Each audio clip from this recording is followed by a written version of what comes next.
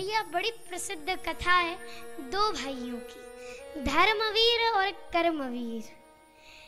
महाराज ये दो भाई थे, धर्मवीर और कर्मवीर। ये जो कर्मवीर था ये धर्म को नहीं मानता था, सिर्फ कर्म को मानता था। और धर्मवीर जो था ये कर्म को भी मानता था और धर्म को भी मानता था। ये दोनों के साथ था।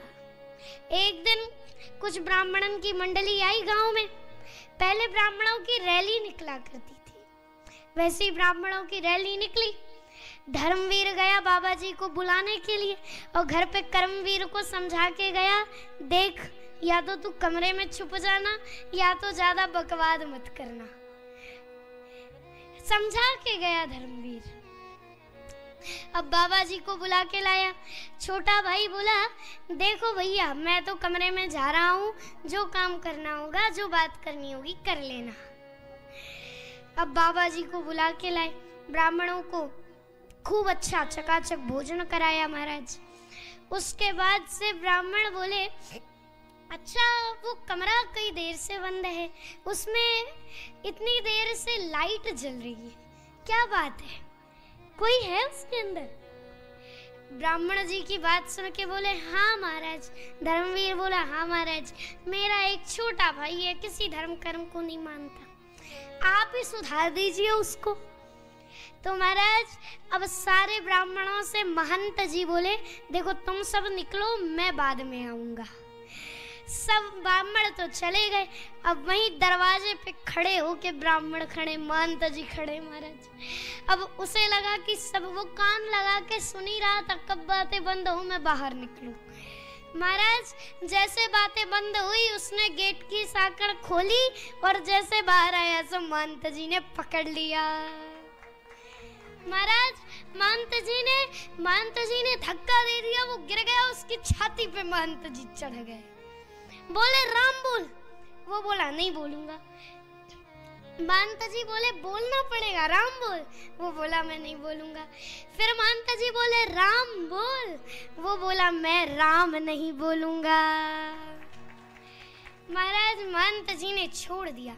महंत जी बोले, देख अब ये राम नाम तूने एक बार बोला है, इसको कहीं बेचना मत।